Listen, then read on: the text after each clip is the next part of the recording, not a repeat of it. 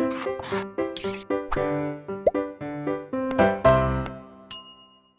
Students, मैं हर्षवर्धन, आपका विज्ञान टीचर।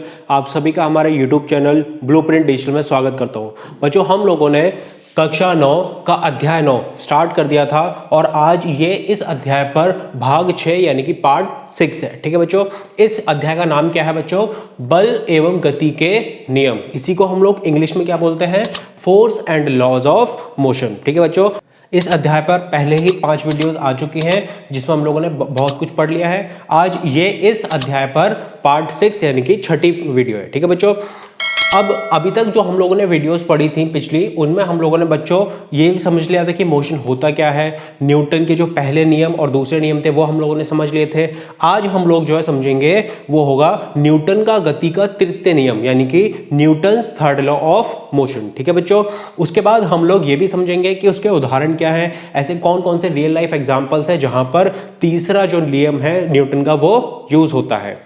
तो बच्चों, वीडियो को स्टार्ट करने से पहले मैं सभी से निवेदन करना चाहूँगा कि आप हमारी इस वीडियो को लाइक करें, हमारे चैनल को सब्सक्राइब करें, हमारी वीडियोस को ज़्यादा से ज़्यादा अपने दोस्तों के साथ शेयर करें और आपके जितने भी डाउट्स हैं वो आप हमसे कमेंट सेक्शन में जाकर के पूछ सकते हैं। तो बच्चों, आइए स्टार्ट करते हैं आज के वीडियो को। तो आइए बच्चों, अब हम लोग बात करते हैं न्यूटन का गति का तृतीय नियम यानी कि थर्ड लॉ ऑफ मोशन। अब बच्चों, इसको समझने के लिए हम लोग एक छोटा सा उदाहरण लेते हैं, उसके थ्रू हम लोग आपको समझाएंगे। जैसे कि आप लोग इस इमेज में देख पा रहे हैं, कोई एक बच्चा है और वो एक वॉल के आगे, दीवार के आगे खड़ा हुआ है। लेकिन यहाँ पे गौर करने वाली बात क्या है बच्चों कि उस बच्चे ने जो है रोलर स्केट्स पहने हुए हैं। ठीक है, अब होता क्या है, अगर हमें इस एग्जाम्पल से हमें समझना क्या है, यहाँ पर तीसरा जो नियम है उसको समझना है कि वो कहता क्या है। तो जो ये बच्चा है उसने रोलर स्केट्स पहने हुए हैं। अब अगर वो जो दीवार उसके सामने है उस पर वो पुश करे यानी धक्का लगाए, तो अगर मैं आपसे एक क्वेश्चन पूछूं कि वो जब धक्का लगाएगा तो वहां पर वो आगे की तरफ मूव करेगा या पीछे की तरफ मूव करेगा? जैसे कि अब उसके आगे दीवार है। अब जैसे सपोज मैं हूँ वो स्टूडेंट और मैंने जो है रोलर स्केट्स पहने हुए हैं और सामने हमारे क्या है, एक वॉल है। अब जैसे ही मैंने उस पर धक्का लगाया तो यहाँ पर 2 या 3 ऑप्शन आ सकते हैं हमारे दिमाग में कि पहला कि वो दीवार मूव हो जाए, लेकिन क्या वो दीवार मूव होगी? बिल्कुल भी नहीं। दूसरा क्या ऑप्शन है कि वो जैसे ही हम लोगों ने पुश करा तो वो वैसे ही फोर्स जो है जितना हम लोगों ने उस पर लगाया था उसी फोर्स के द्वारा हम लोग जो है पीछे की तरफ मूव हो जाएंगे। और ऐसा क्यों है? क्योंकि हम लोगों ने रोलर स्केट्स भी पहन रखे हैं। अब जैसे ही मैंने वो पुश करा तो हम लोग आगे ना हुए, ना ही दीवार आगे की तरफ मूव हुई, बल्कि हम लोग पीछे की तरफ मूव हो गए। अब यही क्या है, हमारा तीसरा नियम है। किसका? न्यूटन का गति का तीसरा नियम। अब इसको हमें समझना है कि ये कहता क्या है और यहाँ पर ऐसा क्या क्या हुआ कि यहाँ पर तीसरा नियम जो है न्यूटन का वो इस्तेमाल हुआ है। तो देखिए बच्चों, जो वो स्टूडेंट है उसने रोलर स्केट्स पहने हुए हैं और जैसे ही उसने वो पुश करा तो यहाँ पर उसने जो है बल लगाया है, फोर्स लगाया किस पर? दीवार पर।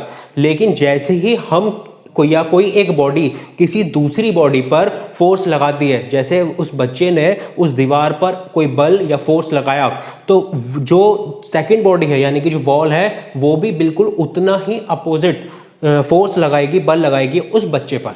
जैसे अब मैंने यहाँ पर बल लगाया, जितना बल मैंने लगाया होगा उतना ही बल दीवार मेरे ऊपर भी लगाएगी। लेकिन यहाँ पर इंपॉर्टेंट चीज क्या है, बल जो लगेगा वो तो बराबर होगा लेकिन जो डायरेक्शन होगी वो अपोजिट हो जाएगी। जैसे अब मैंने इस तरफ धक्का दिया था तो दीवार ने मुझे जो ढकेल दिया, जो पिछली तरफ ढकेला है, तो डायरेक्शन इस तरफ नहीं है, वो दूसरी तरफ है। तो यहाँ पर समझने वाली बात क्या है कि जब भी कोई एक बॉडी किसी दूसरी बॉडी पर फोर्स लगाती है तो वो जो दूसरी बॉडी है वो भी पहली बॉडी पर उतना ही फोर्स लगाएगी, लेकिन जो उसकी डायरेक्शन होगी, दिशा हो जाएगी, वो उसके अपोजिट आ जाएगी। ठीक है बच्चों, तो जैसा कि आप अब इस सेकंड इमेज में देख पा रहे हैं कि जैसे ही उस बच्चे ने पुश करा, उस दीवार को धक्का दिया, तो वो आगे मूव नहीं हुआ, ना ही दीवार कहीं हिली है। जैसे ही उसने वो पुश करा उतने ही फोर्स से वो उसके बिल्कुल पीछे की तरफ चला गया। तो यहाँ पर हुआ क्या, यहाँ पर जो न्यूटन का तीसरा नियम था वो इस्तेमाल हुआ है। और वो कहता क्या है कि जब भी कोई एक बॉडी किसी दूसरी बॉडी पर बल का प्रयोग करती है तो जितना फोर्स, जितना बल पहली बॉडी ने दूसरी बॉडी पर लगाया था उतना ही बल दूसरी बॉडी भी पहले पर लगाती है। लेकिन यहां पर इंपॉर्टेंट चीज क्या है कि जो उसकी दिशा होगी बल्कि वो अपोजिट हो जाएगी। अगर धक्का इस तरफ दिया है तो हम लोग इस तरफ नहीं मूव कर रहे, अब हम लोग पीछे की तरफ मूव हो गए। ठीक है बच्चों, अब यहां पर हम लोग पीछे की तरफ मूव क्यों हुए जबकि दीवार तो मूव नहीं हुई? तो दीवार जो थी वहां पर फिक्स थी। दोनों पर जो बल लगा है, जो हमने दीवार पर लगाया और जो दीवार ने हम पर लगाया है, वो बिल्कुल बराबर था। लेकिन हम लोगों ने रोलर स्केट्स पहने हुए थे, इसलिए हम लोग पीछे की तरफ मूव हो गए। ठीक है बच्चों। तो बच्चों अभी तक हम लोगों ने जो पढ़ा उससे निष्कर्ष क्या निकलता है? इस विवेचना से हम निष्कर्ष निकाल सकते हैं कि बालक जब दीवार पर बल लगाता है, दीवार भी बालक पर बराबर, परंतु ध्यान रखना बराबर, परंतु या और विपरीत बल लगाती है। ठीक है बच्चों। तो जब किसी एक बॉडी ने दूसरी बॉडी पर बल लगाया तो दूसरी बॉडी ने भी पहली बॉडी पर बराबर बल लगाया है। लेकिन इंपॉर्टेंट चीज क्या है यहाँ पर?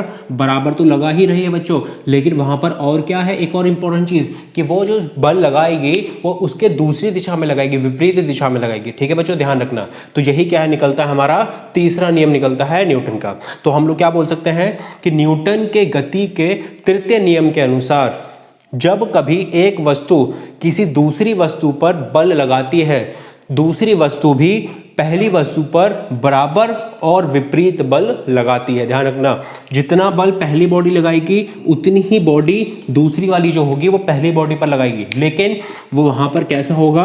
विपरीत होगा। ध्यान रखना, अगर हम लोगों ने दीवार को इस तरफ धक्का दिया है तो दीवार हमें दूसरी तरफ ढकेलेगी। तो यहां पर बराबर तो लग रहा है लेकिन विपरीत दिशा में लगेगा। ठीक है बच्चों। अब बच्चों यहाँ पर 2 पॉइंट बड़े ही इंपॉर्टेंट है। जब भी हम न्यूटन का गति का तीसरा नियम पढ़ते हैं तो 2 पॉइंट यहाँ पर बहुत इंपॉर्टेंट आएंगे। वो क्या है? देखो, पहला पॉइंट क्या है? पहली वस्तु द्वारा दूसरी वस्तु पर लगाए बल को क्रिया यानी कि एक्शन कहलाते हैं। यानी जब भी कोई पहली बॉडी दूसरी बॉडी पर कोई बल का प्रयोग करती है तब हम लोग उसको क्या बोलेंगे? क्रिया यानी कि एक्शन कहते हैं। ठीक है बच्चों। और दूसरा पॉइंट क्या कहता है? देखो बच्चों, दूसरी वस्तु द्वारा पहली वस्तु पर लगाए गए बल को प्रतिक्रिया यानी कि रिएक्शन कहते हैं। ध्यान रखिएगा, एक्शन एंड रिएक्शन। ठीक है बच्चों। तो जब भी कोई पहली बॉडी दूसरी बॉडी पर बल लगाएगी तो उसको क्या बोलेंगे? क्रिया यानी कि एक्शन। और जब दूसरी बॉडी पहली बॉडी पर लगाएगी तब हम लोग उसको क्या बोलेंगे? प्रतिक्रिया यानी कि रिएक्शन। हम लोग ऐसे ही बोल सकते हैं कि जब पहली वस्तु ने दूसरी वस्तु पर कोई एक्शन किया तो उसे क्या परिणाम मिला है? उसका कोई एक रिएक्शन यानी कि प्रतिक्रिया मिली है। जब कोई पहली बॉडी दूसरी बॉडी पर कुछ करेगी तो उसका उसे क्या मिलेगा? रिएक्शन यानी कि प्रतिक्रिया मिलेगी। ठीक है बच्चों।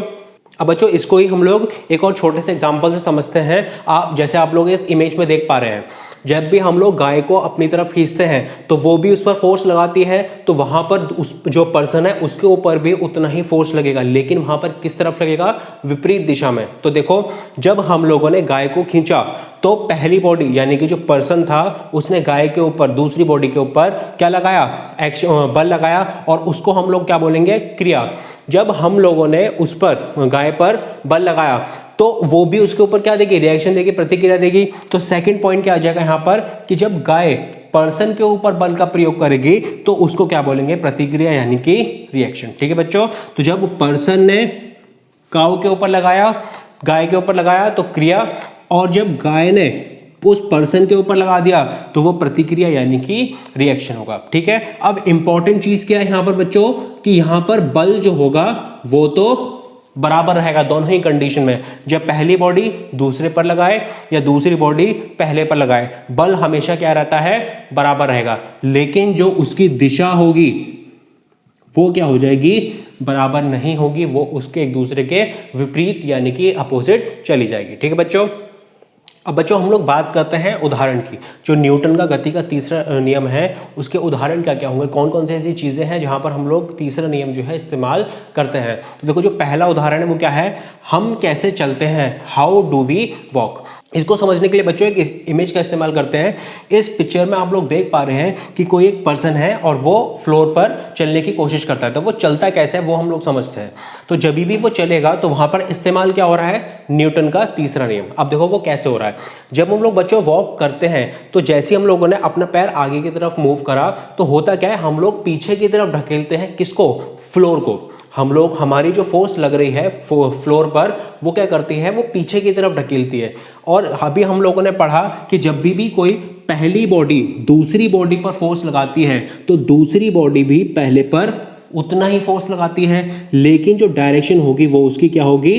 अपोजिट होगी। अब होगा क्या बच्चों? जब हम लोगों ने अपना पहला कदम रखा तो जो फ्लोर था वो पीछे की तरफ गया और फ्लोर ने यानी कि ज़मीन ने हम लोगों को उतना ही फोर्स लगाया, लेकिन अब जो दिशा होगी वो क्या हो जाएगी, चेंज हो जाएगी। हम लोगों ने फ्लोर को पीछे की तरफ करा है तो वो हमको आगे की तरफ मूव कर देगी। तो जैसे ही मैंने पैर आगे रखा तो फ्लोर पीछे की तरफ गया, लेकिन हम लोग कहाँ आ गए बच्चों, आगे की तरफ आ गए। तो यहाँ पर क्या हो रहा है, जो हम थे और फ्लोर था, तो पहली बॉडी क्या हो गई, वो पर्सन, और सेकंड क्या हो गया, वो फ्लोर।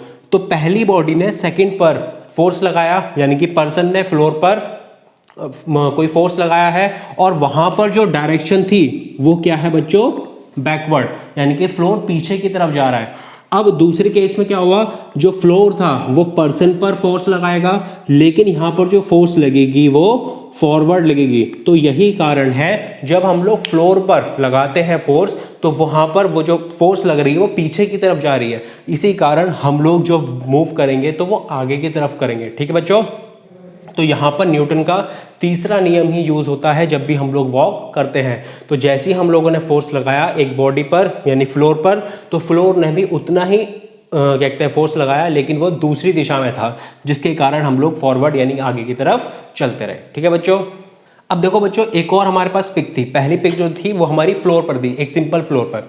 अब दूसरी जो है, अगर कहीं बारिश हो रही है या बर्फ है पड़ी हुई है, आइस है, अगर हम लोग उस पर वॉक करने की कोशिश करते हैं तब हम लोग वहाँ पर आसानी से चल नहीं पाते हैं। अब क्या वहाँ पर भी न्यूटन का गति का जो न्यूटन का तीसरा नियम है वो काम नहीं करता है क्या?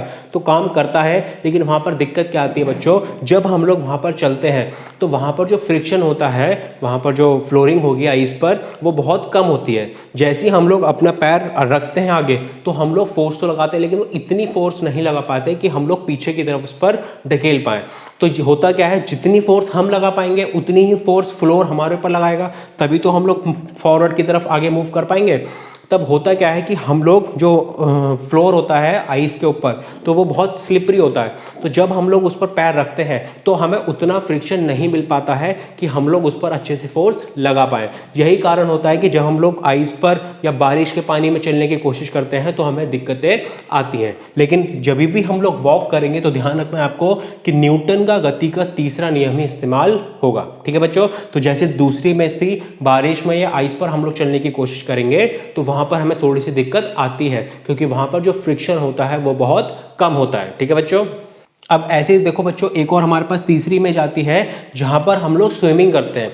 जब हम लोग स्विमिंग करते हैं तो होता क्या है, हम लोग अपने हाथों से और पैरों से फोर्स जो पानी है उसको पीछे की तरफ ढकेल रहे हैं। जब हम लोग अपने हाथों को आगे मूव करते हैं तो जो पानी है वो पीछे की तरफ मूव हो रहा है ना, तो यानी पर्सन ने फोर्स अब किस पर लगाया है, वाटर पर। यानी कि पर्सन ने फोर्स किस पर लगाया, वाटर पर, और वो चला किस तरफ है, पानी किस तरफ मूव हो रहा है, पीछे की तरफ, बैकवर्ड। अब दूसरे केस में क्या हो जाएगा, वाटर भी पर्सन के ऊपर उतना ही फोर्स लगाएगा, लेकिन दिशा क्या हो जाएगी, चेंज। तो वहां पर अब क्या, किस तरफ जाऊंगा मैं, आगे की तरफ। तो हुआ क्या, पर्सन ने वाटर के ऊपर लगाया तो वाटर गया पीछे की तरफ, पहली फोर्स लग गई, और वाटर ने पर्सन के ऊपर जब लगाया तो दूसरी फोर्स लगी, लेकिन उतनी ही बल लगाया, उतना ही फोर्स लगाया। लेकिन यहाँ पर इंपॉर्टेंट चीज क्या है, दिशा जो होगी वो चेंज हो जाएगी। और यही हमारा क्या कहता है, न्यूटन का तीसरा नियम कहता है कि जब भी कोई पहली बॉडी दूसरी बॉडी पर फोर्स लगाती है तो दूसरी बॉडी भी पहली बॉडी पर उतना ही बल का प्रयोग करेगी, लेकिन विपरीत दिशा में। तो यही कारण है बच्चों कि जब भी हम लोग वॉक करते हैं या स्विमिंग करते हैं तो हम लोग जो फोर्स लगाते हैं वो पीछे की तरफ लगाते हैं, लेकिन वही चीज़ हमें आगे की तरफ ढकेल देती है। ठीक है बच्चों, तो यहाँ पर हम लोगों ने पढ़ा कि जो न्यूटन का जो तीसरा नियम है वो हम लोग जब वॉक करेंगे या स्विमिंग करेंगे तो इस्तेमाल होता है। ठीक है बच्चों, अब बच्चों हम लोग बात करते हैं दूसरे उदाहरण की। दूसरा उदाहरण क्या कहता है, बंदूक पीछे की ओर क्यों झटका मारती है। जब भी हम लोग किसी गन को चलाते हैं बच्चों, तो आप लोगों ने देखा होगा कि जैसे ही वो आगे की तरफ चलती है, जैसे हम लोगों ने उसको ट्रिगर दबाया तो बिल्कुल हमारे उतना ही झटका मिलता है और हमारा कंधा जो होता है, शोल्डर जो होता है, वो पीछे की तरफ मूव करता है। तो यहाँ पर हुआ क्या बच्चों, जैसे ही हम लोगों ने बंदूक चलाई, जैसे आप इस इमेज में देख पा रहे हैं बच्चों, जैसे ही हम लोग बंदूक को चलाते हैं तो वहां पर हम लोगों ने क्या किया, अपने ट्रिगर से बंदूक पर फोर्स लगाया, और जैसे ही वो बुलेट वहां से निकलती है तो एक तरह से देखा जाए तो वहां पर फोर्स लगी। अब जैसे ही वो आगे की तरफ मूव करती है और फोर्स लगाती है, जैसे ही हम लोगों ने, अब यहाँ पर देखो दो बॉडी हैं बच्चों, थोड़ा सा कंफ्यूजन हो गया है, दो बॉडी है। पहली बॉडी क्या है हमारे पास, वो पर्सन, और दूसरी बॉडी क्या है बच्चों, वो गन। तो पर्सन ने गन के ऊपर लगाया फोर्स। अब जैसे ही हम लोगों ने फोर्स लगाया तो गन से जो है, बंदूक से जो है गोली निकली। अब जितनी फोर्स है वो आगे की तरफ मूव हुई है, जब हम लोग गोली चलाएंगे तो आगे की तरफ चलती है वो, और फोर्स बहुत ज़्यादा होता है। अब हम लोगों ने पढ़ा है कि जो तीसरा नियम कहता है वो क्या कहता है कि जितना पर्सन ने गन के ऊपर फोर्स लगाया है, गन भी उतना ही फोर्स किसके ऊपर लगाएगी, पर्सन के ऊपर लगाएगी। लेकिन यहाँ पर इंपॉर्टेंट चीज़ क्या थी कि जो डायरेक्शन होगी वो अपोजिट हो जाएगी। यहाँ पर अपोजिट डायरेक्शन थी और नीचे दूसरी डायरेक्शन रहेगी। अब हुआ क्या, जैसे ही हम लोगों ने गोली चलाई तो गोली आगे की तरफ मूव करी, फॉरवर्ड की तरफ, और वहाँ पर जो जितना बल उसने लगाया था उतना ही वो बल अब गन जो है पर्सन के ऊपर लगाएगी। ठीक है बच्चों, और ये जैसी वो लगाती है तो जो हमारा शोल्डर होता है वहाँ पर फोर्स लगता है, और इसी कारण हमारा जो कंधा है वो पीछे की तरफ मूव करता है, तो हमें एक तरह से झटका मिलता है। तो हम लोग इस कारण बोल सकते हैं कि बंदूक पीछे की ओर क्यों झटका मारती है, क्योंकि वहाँ पर उतना ही रिएक्शन, उतना ही उसको जो है फोर्स लगता है।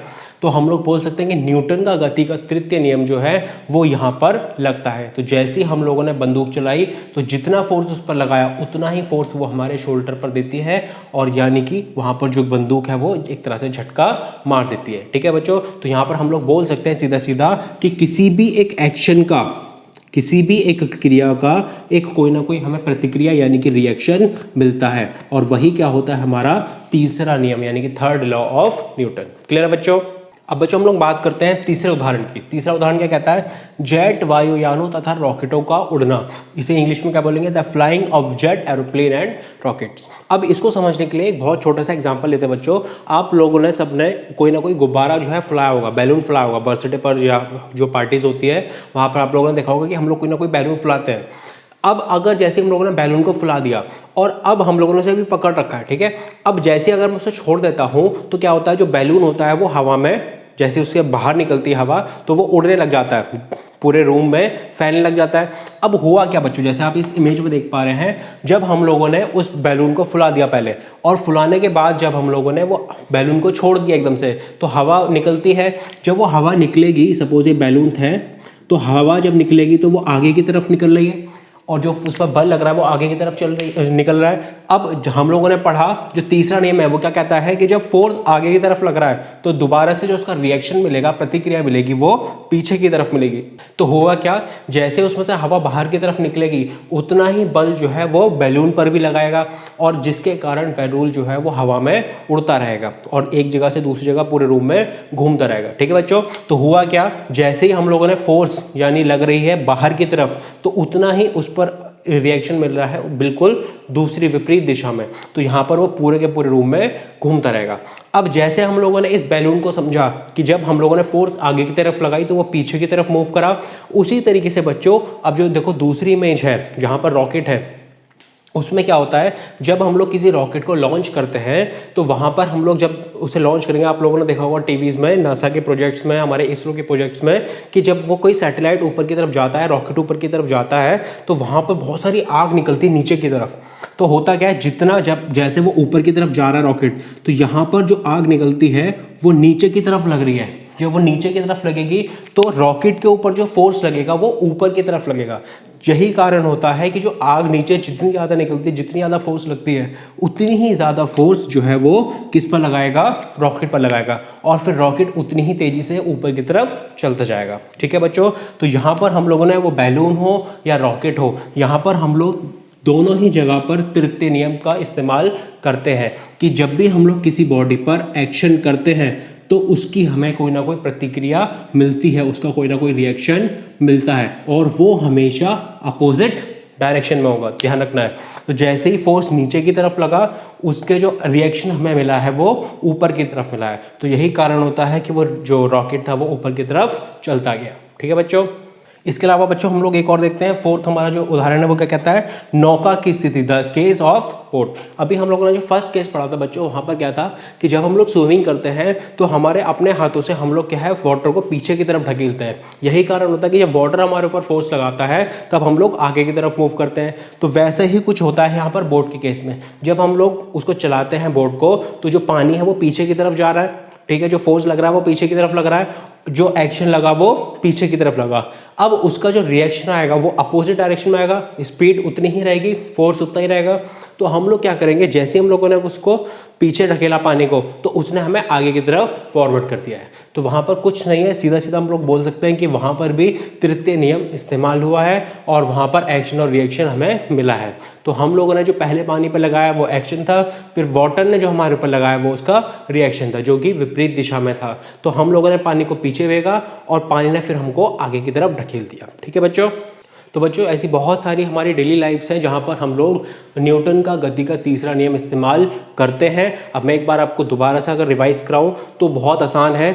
जब भी हम लोग न्यूटन के तीसरे नियम की बात करते हैं बच्चों, तो आपको इतना याद रखना है कि दो बॉडीज होंगी। ठीक है, पहली बॉडी दूसरे पर फोर्स लगाएगी और दूसरी बॉडी पहले पर फोर्स लगाएगी। जो बल उस पर लग रहा है वो बिल्कुल बराबर होगा, चाहे वो पहली दूसरे पर लगाए या दूसरे पहले पर लगाए। जो यहाँ पर बल इस्तेमाल होता है वो बिल्कुल बराबर होता है। ठीक है बच्चों। अब जब पहली बॉडी दूसरे पर फोर्स लगाती है, बल का प्रयोग करती है, तो अब हम लोग उसको क्या बोलते हैं, एक्शन, यानी कि क्रिया। ठीक है बच्चों। और जब दूसरी बॉडी पहले पर बल लगाती है तब हम लोग उसको क्या बोलते हैं, रिएक्शन, यानी कि प्रतिक्रिया। ठीक है बच्चों। तो पहली बॉडी ने दूसरे पर लगाया, क्रिया यानी बल लगाए, और दूसरे ने पहले पर लगाया तो उसको क्या मिली, प्रतिक्रिया दिया उसने। ठीक है, उसके ऊपर। अब दोनों ही कंडीशन में जो बल लगा है बच्चों वो क्या रहेगा, बिल्कुल बराबर रहेगा। लेकिन इंपॉर्टेंट चीज क्या थी यहाँ पर, कि जो उसकी दिशा होगी वो अपोजिट हो जाएगी। अगर पहले ने दूसरी को इस तरफ ढकेला है तो दूसरा जो होगा पहले को दूसरी तरफ ढकेल देगा। तो यहां पर बल तो उतना ही लगा लेकिन वहां पर विपरीत दिशा में लगा है। ठीक है बच्चों। तो यही हमारा क्या है, न्यूटन का गति का तीसरा नियम है। तो बच्चों आज हमारा जो तीसरा नियम था वो कंप्लीट होता है, उसके हम लोगों ने उदाहरण भी समझ लिए हैं। आगे के जो टॉपिक्स होंगे वो हम लोग नेक्स्ट वीडियो में कवर करेंगे। तो बच्चों आज की वीडियो के लिए बस इतना ही, मिलते हैं हम लोग नेक्स्ट वीडियो में। पर जाने से पहले मैं सभी से निवेदन करना चाहूँगा कि आप हमारे चैनल को सब्सक्राइब करें, हमारी वीडियो को लाइक करें और अपने दोस्तों के साथ शेयर करना ना भूलें। तो बच्चों मिलते हैं हम लोग नेक्स्ट वीडियो में। Thank you.